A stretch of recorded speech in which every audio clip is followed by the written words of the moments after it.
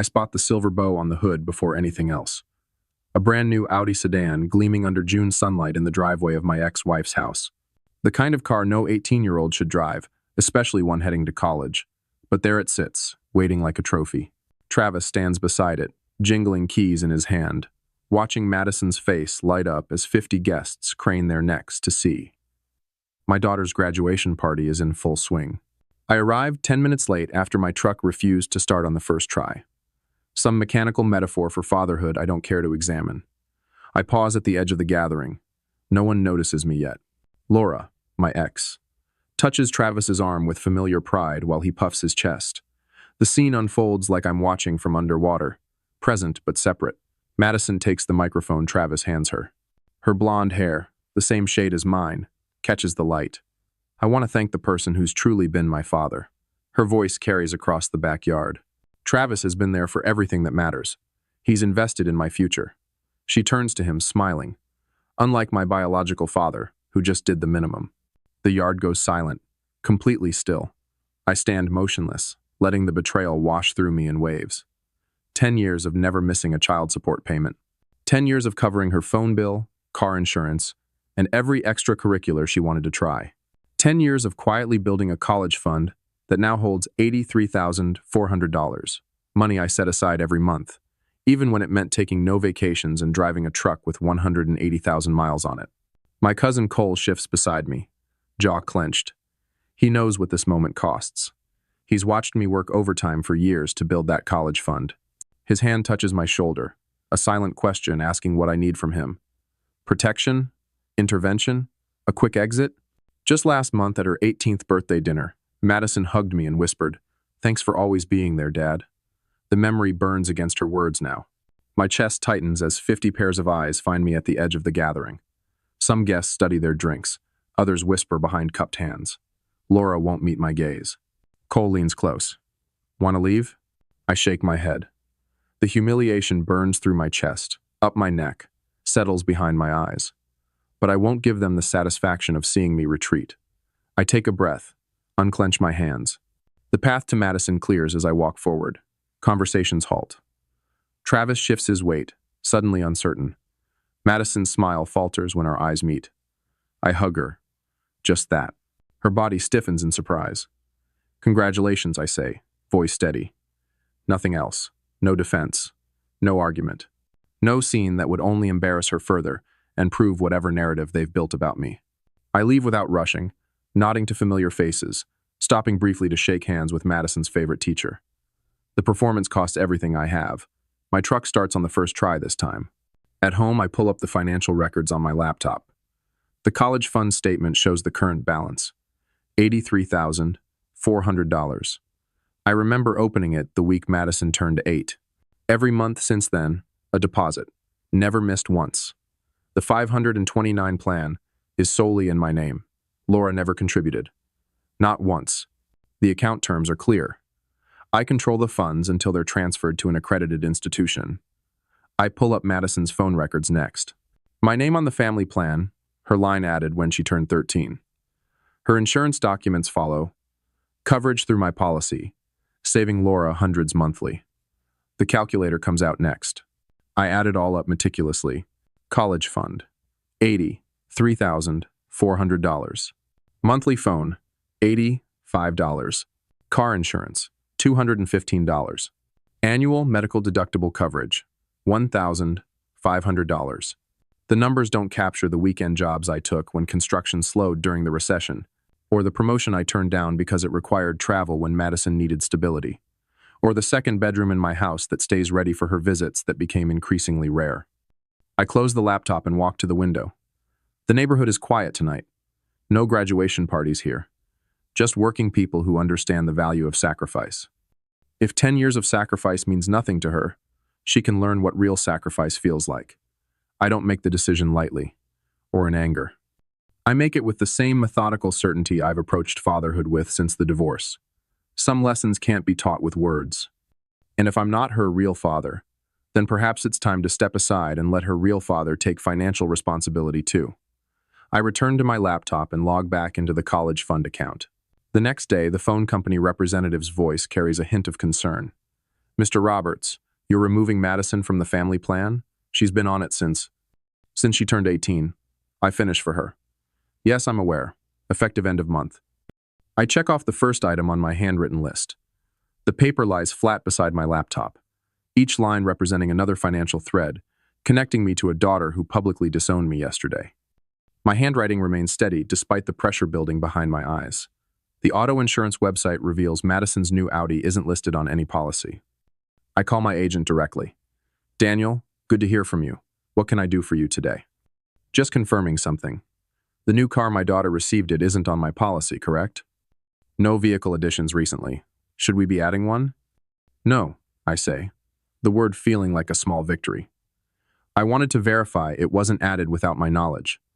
My agent chuckles. We'd need your signature for that. Everything else okay? I thank him and end the call. Another check on my list. The bank representative speaks formally when I inquire about the college fund. Mr. Roberts, as the sole owner of the 529 plan, you maintain complete control until funds are dispersed to an accredited institution. And if I wanted to transfer those funds to a personal investment account? A brief pause. There would be tax implications and a penalty on earnings, but the principal is yours to control. No permission required from anyone else. And legally speaking, there's no claim Madison could make? No, sir. The account is solely in your name. You're under no obligation to use it for her education. I thank her and add another check to my list. The university website shows Madison's enrollment deposit has been processed, but first semester payment comes due in 60 days.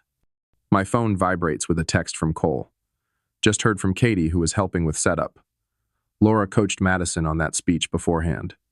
Told her to emphasize Travis as real father, and you as just biological. Sorry, man. The betrayal expands like ice cracking beneath my feet. I set the phone down and open Madison's Instagram page. The latest post shows her leaning against the silver Audi, Travis's arm around her shoulders. His caption reads, "Proud to step up where others stepped out. Some men just provide money. Real fathers provide presents. Daughters deserve better." 15 likes. 3 comments praising his generosity. 10 years of mortgage payments on memories no one sees. I call the dealership listed on the temporary tag visible in the photo. After identifying myself as Madison's father, the salesman becomes overly friendly. "Beautiful vehicle, Mr. Roberts. Your daughter must be thrilled." "I'm calling about the financing," I say. "I understand my name was used." His tone shifts. "Let me pull up that paperwork." Keyboard clicks fill the silence. "Yes, Madison Roberts is the primary borrower with Travis Kendall as co-signer." He pauses. "You're listed as the financial reference. Mr. Kendall provided your employment information. Without my permission." "Oh." The single syllable carries sudden understanding. The bank would have called to verify. They did. I confirm. Yesterday. After ending the call, I lean back in my chair. The extent of the deception settles around me like dust after an explosion. Travis used my income to secure Madison's loan while standing beside her as she publicly erased a decade of my sacrifice. I close my eyes and see again the 50 faces at the graduation party. Neighbors who've known me since before the divorce. Teachers who received emails from me checking on Madison's progress. Extended family who watched me struggle through the recession without missing a single support payment. All witnesses to my public dismissal. I open the college fund website again. The balance sits unchanged. $83,400. Each dollar represents a small sacrifice. Lunch brought from home instead of bought. Vacations not taken. The fishing boat I've wanted since high school, perpetually postponed to next year. Laura enabled this betrayal. Travis orchestrated it. Madison willingly participated, exchanging a decade of my support for momentary applause and car keys. The transfer form requires only a few clicks. Origin account, destination account, amount. My finger hovers over the submit button. I consider whether to confront Madison about her betrayal or let consequences teach her what my words never could. Sometimes silence speaks volumes about what truly matters. I press submit. The confirmation appears instantly. Transaction complete. In the reflection of my laptop screen, I see a man reclaiming his worth dollar by dollar. My phone rings again. The bank's fraud prevention department. "Mr. Roberts, we're calling about a financial reference verification for Travis Kendall regarding an auto loan for Madison Roberts." "Yes?" We flagged the application due to your statement that you didn't authorize use of your information. We wanted to confirm before proceeding further. I can confirm I did not authorize my information to be used, and I will not be providing any financial backing for this vehicle. The betrayal has been named, measured, and answered. The chess pieces are in motion. Now I wait for their move. 2 days after the party, at home, the notifications appear faster than I can dismiss them. 6 missed calls from Laura, 4 texts from Madison, a voicemail from Travis. I set my phone screen down on the kitchen counter, focusing instead on the morning sunlight warming the hardwood floors. The silence of my home feels like sanctuary after yesterday's transfer of the college fund. A decision made without anger, despite what they'll claim. The phone vibrates again, persistent as a trapped wasp. I flip it over, Laura's name flashing on the screen. Against better judgment, I answer, "What the hell do you think you're doing?" Her voice crackles with fury. No greeting, just immediate accusation. "Good morning to you too, Laura." I keep my tone neutral, measured. The college website shows Madison's account is empty. Where's her money? Her money? I repeat, leaning against the counter. The account was in my name. You know damn well what that money was for. I'm calling my lawyer. This is theft. Legal action requires standing. The 529 plan was solely in my name, with me as the only contributor. I can provide bank records proving that fact. You vindictive bastard. Her voice drops an octave. You're punishing Madison because she hurt your feelings. The accusation lands like a slap. For a moment, the practiced calm slips. You both made your position clear at the party. I say, grip tightening on the phone, Travis is her real father who invested in her future. I'm just respecting that public declaration. She hangs up without responding. The kitchen feels suddenly larger, emptier. I check the voicemail next, Travis's voice booming through the speaker. You think you're being clever, but all you're doing is showing everyone what a jealous, petty man you are. Madison's future isn't a game, Daniel. Fix this, or you'll regret it. Delete. Madison's text arrives next. Dad, please tell me what's happening. The college website says my account is empty. Please call me back. I'm scared. The dad stings more than it should. Last week it was my real father. Today, when money vanishes, I'm dad again. I set the phone down without responding. Some lessons can't be taught with words. When my desk phone rings at work later that day, I'm knee-deep in project specifications. Jenna from reception transfers the call with an apologetic whisper. There's a woman here insisting on seeing you. Says she's your ex-wife. I close my eyes briefly. Tell her I'm in a meeting. She's making quite a scene in the lobby. Says you stole your daughter's education money. My stomach tightens. 20 colleagues work within earshot of the lobby. I'll be right there. Laura stands in the center of the reception area, arms crossed, posture rigid with righteous indignation. 3 coworkers linger nearby, poorly disguising their interest. Let's take this outside. I say quietly. Number. She speaks loudly enough for everyone to hear. You emptied Madison's college fund. What kind of father steals from his own daughter? My project manager, Mark, glances over from the water cooler, eyebrows raised. The shame burns hot in my chest, but I keep my expression neutral. Laura, I'm not discussing family finances in my workplace. That's convenient, she sneers. Just like it's convenient to sabotage Madison's future over a teenage girl's comment at a party. I escort her firmly toward the door, my hand hovering near but not touching her elbow. This conversation is over. Back at my desk, Mark stops by, uncomfortable but concerned. Everything okay? My ex used to pull stunts like that too. It's complicated, I manage. Just so you know, people are talking about some social media posts. Something about you being a deadbeat dad. Thought you should know. The digital execution continues after the physical ambush. Reputation assassination through carefully crafted posts. My mother calls that evening, her voice gentle but concerned. Daniel, what's this I'm hearing about Madison's college money? Your cousin Judy says there's all sorts of talk. I explain the situation carefully, starting with Madison's speech, through the car Travis bought, to the account transfer. Mom is quiet for a long time. Honey, I know you're hurt. But is this the hill you want your relationship with Madison to die on? The question lands harder than Laura's accusations. It's not about punishment, Mom. But she might see it that way. Money can be replaced. Relationships sometimes can't. After we hang up, I check my email. The college financial aid office has contacted Madison about an outstanding balance required before enrollment. The timeline is tightening. pressure mounting on all sides. For the first time since the graduation party, doubt creeps in. What if this permanently destroys my relationship with Madison? What if righteous principles cost me my daughter? Cole arrives with pizza and beer later that evening. He settles into my couch, evaluating me with a practiced eye. You look like hell. Thanks. I take a long pull from the bottle. Laura showed up at my work today. Cole winces. That's low. How are you holding up? Everyone thinks I'm the villain in this story. You have every right to control your own money, Cole says, then hesitates. But at the end of the day, what matters more, being right or having your daughter in your life? The question hangs between us, unanswered. The doorbell rings shortly after 9. Through the peephole, I spot Laura and Travis standing on my porch.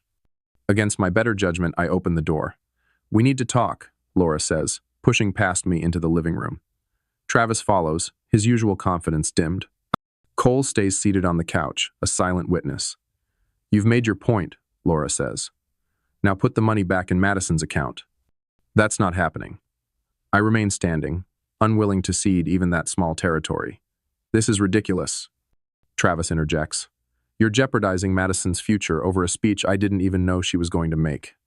I walk to my laptop on the kitchen counter, open it, and play the recording I'd requested from the bank. This is Timothy Weaver from First National. I'm calling to verify employment for Daniel Roberts, who was listed as a financial reference for a car loan application submitted by Travis Henderson. Travis's face drains of color. The bank called me directly, I say, closing the laptop. They gave you 14 days to prove income or pay off the car. Interesting how you needed my financial backing after telling everyone you're the real father. That's just standard procedure, Travis stammers, but his confidence has evaporated. Laura's approach shifts instantly, her voice softening. Daniel, please. Madison is devastated. She worked so hard to get into that school. You both said Travis was the real father, I reply calmly. I'm just letting him be that financially too. This isn't about us, Laura attempts. It's about Madison. No, it's about consequences. Actions have them, words too. Travis takes a step toward me, face flushing. You self-righteous prick. Cole stands, moving between us. That's enough. After they leave, Cole offers to talk with Madison directly. I can explain the financial realities without all the emotional baggage. She might listen to me. My sister Amy calls next morning, having heard the full story. I'm going to reach out to Madison. She needs to understand what you've sacrificed all these years. By afternoon, Jennifer Tanner, once a mutual friend of Laura's and mine, texts that she's spoken with Madison about the graduation party incident. I told her about how you worked double shifts when construction slowed during the recession to keep her college fund growing. The alliances form without my orchestration, truth spreading through channels I hadn't considered. Cole stops by again that evening with Chinese takeout. We sit on the deck, watching the sunset paint the sky orange. This isn't about punishment, I tell him, picking at my food. It's about learning that words have power and consequences. I know. He nods. By the way, I talked to your financial advisor. He says the investment account has better growth potential than the college fund restrictions allowed anyway. I nod, letting the information settle. The path forward remains unclear, but for the first time in days, I feel the ground steadying beneath my feet. The certified letter arrived on a Tuesday. I watched from my truck as Travis collected it from the mailbox, tearing it open right there in the driveway. His shoulders dropped halfway through reading. When he reached the end, he crumpled the paper and kicked the trash can before storming inside. My attorney had earned every penny of her fee with that precisely worded denial of financial responsibility for Madison's car loan. My phone buzzed with a notification from the insurance app. Madison's vehicle, still technically in possession of the dealership but soon headed for repossession, was now officially excluded from my policy. The system confirmed my new monthly premium, $112 instead of $327. The calculator app came next. I documented each financial obligation now terminated. Insurance, $215 monthly. Phone, $85 monthly. Miscellaneous expenses, $940 monthly average. Total monthly savings, $1,240. I pulled into the credit union parking lot and walked inside, nodding at familiar tellers.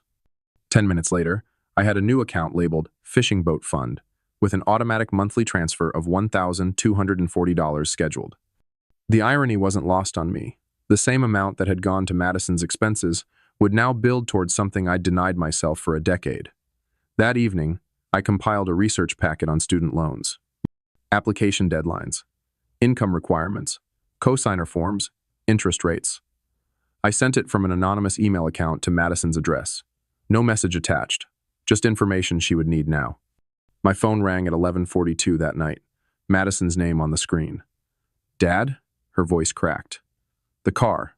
They're taking it back." I sat at my kitchen table, breathing evenly. "I know." "Did you know Travis didn't actually pay for it? That I'm the primary borrower?"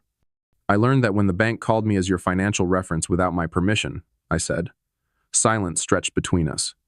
I heard her shallow breathing. "Why didn't you tell me?" she finally asked. "Would you have believed me over Travis at your graduation party?" Another long pause. I don't know what to do. The old impulse rose. To solve her problem, to protect her from consequences. I pushed it down. "What are your options?" For 30 minutes, I listened as she talked through possibilities. I offered no solutions, only questions that helped her think. When she hung up, she had no easy answer, but she had clarity. Sometimes that's all a father can provide. The next morning, Laura unleashed her attack on social media. A carefully worded post about fathers who abandon their children financially when they're needed most. She tagged mutual friends, family members, even my company page. By noon, the comments told a different story than she'd anticipated. "Daniel Roberts bought Madison's first car and every tank of gas for it," wrote my former neighbor. "He worked double shifts for years building that college fund," added my cousin Amy. "Maybe ask why Travis suddenly can't afford the car he supposedly bought as a gift," commented Cole. Laura deleted the post by dinner time. Travis had gone completely silent. No threatening calls, no demands. The bank had given him 14 days to either verify sufficient income or pay the remaining balance on the car, neither of which he could do. His absence spoke volumes about the man who claimed to be Madison's real father. Madison's tearful call came 3 days later. "Mom admitted everything," she said between sobs. "She told me to say that stuff about you at graduation. She knew about the college fund all along." I closed my eyes, absorbing the confirmation of what I'd suspected. "Travis promised he could replace the college money," Madison continued. "But he can't. He never could. They both lied to me." The realization hit her fully then. Car gone. College fund gone. Parents who'd manipulated her caught in their deception. Her sobs tore through the phone. "I don't know what to do," she repeated like a mantra. As Madison sobbed about losing both car and college fund, I wondered if teaching this harsh lesson would permanently break our relationship or finally open her eyes to reality. "I'll meet with your financial aid counselor," I said finally, not to pay anything, but to explain the situation. The meeting was scheduled for the following Tuesday. I sat across from Miss Patel, explaining the circumstances without disparaging Madison. "So, the college fund exists, but you've reallocated it?" she asked, expression carefully neutral. "It was always in my name only," I confirmed. "My ex-wife never contributed." Miss Patel nodded. "Madison will need to apply for additional loans then. Given the circumstances, I'll help expedite the process." As I stood to leave, she added, "Mr. Roberts, I've seen many family financial situations. Sometimes the kindest thing we can do is let young adults face the reality of their choices." Cole arranged the coffee meeting for Thursday. "Neutral ground," he insisted. "No Laura, no Travis, just you and Madison." My attorney had confirmed what I already knew. The 529 plan was legally mine to control. I could reassign beneficiaries or withdraw funds entirely, paying only the tax penalty on earnings. I brought a slim folder containing 10 years of financial records, every support payment, every extra expense, insurance premiums, phone bills, the college fund statements showing monthly deposits, even during the housing crash, when construction jobs disappeared. Madison arrived 20 minutes late. Dark circles shadowed her eyes. Her waitress uniform wrinkled from a double shift that had ended an hour earlier. She slid into the booth across from me, hands wrapped around a coffee mug like it contained her last hope. "I didn't know if you'd actually come," she said. "I've never missed a meeting with you," I replied. "Not once in 10 years. The folder sat untouched between us. 2 days earlier, I'd seen Travis and Laura arguing in the school parking lot during freshman orientation. Their voices carried across the asphalt, as Laura demanded to know how they would pay for Madison's first semester without the college fund. Travis had no answers, only accusations. Students and parents stared as they passed. In days to come, Madison's Instagram had transformed too. Gone were the excited posts about dorm decorations and campus life. Now she shared screenshots of student loan interest rates and minimum wage calculations. Her latest post showed her time card, 62 hours in 1 week. The day before our coffee meeting, Laura had called my mother. "Daniel won't answer my calls," she'd said, voice strained. "We need to talk about Madison's college money." My mother, loyal but honest, had replied, "Laura, you told that girl to hurt my son publicly, knowing he'd been saving for her education for a decade. What did you expect would happen?" "The car was a mistake," Laura had admitted. "We couldn't afford it. Travis thought Daniel would have to help if Madison was the primary borrower." My mother relayed the conversation verbatim, her disappointment in Laura evident. Now, sitting across from my exhausted daughter, I pushed the folder slightly toward her. "When you're ready," I said, "these are the facts. Not emotions, not accusations. Just 10 years of numbers." Madison nodded, fingers brushing the edge of the folder without opening it. "I'm listening," she whispered. 3 weeks later, I delete the 4th text message from Laura's sister without reading it. My phone buzzes again before I can set it down. This time it's Travis. "We need to talk about Madison's future. I'm willing to apologize if you're willing to be reasonable about the car situation." The word reasonable makes my jaw clench. 10 voicemails, 16 texts, and 3 ambush attempts at my workplace in the past week, all demanding the same thing. My money. Their solution. Cole leans against my kitchen counter, scrolling through his own phone. Laura's mother just posted about vindictive fathers who punish innocent children. Didn't tag you, but everyone knows. Add it to the pile, I say, pouring another cup of coffee. The doorbell rings. I check the security camera on my phone. Madison stands on my porch, eyes red-rimmed, shoulders hunched in a posture I recognize from her childhood, the stance she took when she wanted something but knew she'd done wrong. "I can leave if you want privacy," Cole offers. "Number stay." I open the door. Madison looks up, her face transforming instantly, lips trembling, eyes widening with unshed tears. The performance is flawless. I recognize Laura's tactics wrapped in my daughter's voice. "Dad, please," she whispers. "I know I hurt you, but I never thought you'd hurt me back like this." The calculated vulnerability makes my chest tight. This isn't my daughter speaking. These are words someone else taught her to say. "Come in," I reply, stepping aside. She walks past, noticing Cole with a flicker of surprise. Her script wasn't written for an audience. "I miss how things used to be," she continues, perching on the edge of the sofa. "Remember when you taught me to ride my bike? You said you'd always catch me if I fell." The memory is genuine. The manipulation behind invoking it isn't. My phone buzzes again. "Laura, perfect timing." I set the phone on the coffee table. "I can't talk now. Let's meet tomorrow. The diner where you work. Bring your car payment information." Her expression shifts confusion, replacing the practiced sadness. "What?" 7 a.m. Before your shift. "But Dad." 7 a.m., Madison. When the door closes behind her, Cole shakes his head. "That lawyer letter from Laura was just the beginning, wasn't it?" "No," I answer, checking my watch. "That was just noise. This is the beginning of the end." The morning light catches on the stainless steel napkin dispensers at Madison's diner. She sits across from me in her uniform, name tag slightly crooked, hair pulled back in a ponytail that reminds me of her elementary school days. The dark circles under her eyes are new. I place a folder on the table between us. "What's this?" she asks. "Everything," I answer, opening it to reveal a spreadsheet. 10 years of payments, child support, phone bills, insurance premiums, extracurricular activities, medical expenses not covered by insurance, Christmas, birthdays, summer camps. Her eyes scan the numbers, breath-catching. "And this," I continue, sliding my phone toward her. I press play on the recording from her graduation party. Her own voice fills the space between us. "I want to thank the person who's truly been my father. Travis has been there for everything that matters. He's invested in my future. Unlike my biological father, who just did the minimum." The color drains from her face. I tap to the next recording, the bank representative confirming Travis used my name as a financial reference without permission. "Stop," she whispers. I don't. Instead, I turn to the final page. The college fund statement showing the original balance of $83,400 now sits beside a loan application form. I'm not angry, Madison. My voice remains steady. But you made an adult choice in front of a crowd. Now you face adult consequences. She stares at the paperwork, the reality of her actions, and their consequences finally registering. Her hands tremble slightly as she touches the edge of the spreadsheet. I didn't know, she begins, then stops herself. No, that's not true. I knew about the college fund. Travis said you owed me more than just money. That a real father would have given me the car, too. Her phone rings. Laura's name flashes on the screen. Madison answers, putting it on speaker without prompting. Did you say what he wanted to hear?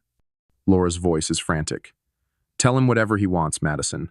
We need that money. Madison looks at me, then back at her phone. Mom, I can't do this anymore. She ends the call.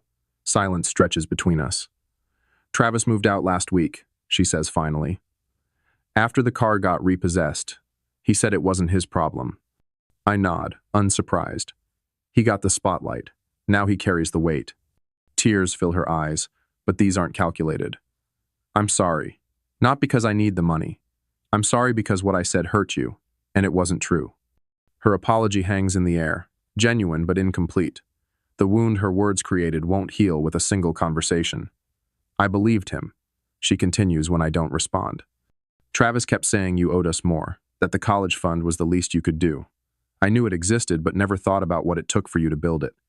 Her manager calls her name from behind the counter. Her shift is starting. I have to go, she says, standing. I picked up extra shifts to save for community college. I can only take 2 classes this semester. I watch her walk away, back straight despite everything. My daughter, learning the hardest lesson I never wanted to teach her. 3 months pass. Madison works 2 jobs while taking a reduced course load at the local community college. Our conversations are brief but genuine. No manipulation, no demands, just careful rebuilding. Travis has disappeared from both our lives. Laura calls less frequently now, her attempts at pressure replaced by awkward updates about family matters that don't concern me. I sit at my kitchen table on a Sunday morning, laptop open to a website displaying fishing boats. The investment account that once held Madison's college fund has grown modestly. Not enough for the 30-footer I've bookmarked, but getting closer. A knock at the door interrupts my research. Madison stands on the porch holding 2 coffee cups. No tears. No practiced vulnerability, just my daughter with caffeine. Morning, she says, handing me a cup. Thought I'd stop by before work. How was your week? We sit on the porch steps, watching the neighborhood come alive. She asks about my job. I ask about her classes. The conversation flows without the weight of unresolved expectations. I signed up for summer courses, she says. If I take 6 credits each summer, I can still graduate in 4 years. I nod, sipping my coffee. Smart plan. She studies my face. You're not going to offer to help, are you? Number. She looks down at her cup, then back at me. I get it now. I really do. As she drives away to her morning shift, I realize something I've known all along, but couldn't articulate until now. Sometimes the hardest lesson to teach your child is that love doesn't mean protection from consequences. I return to my laptop and close the fishing boat website. Not today. There are other investments worth making first.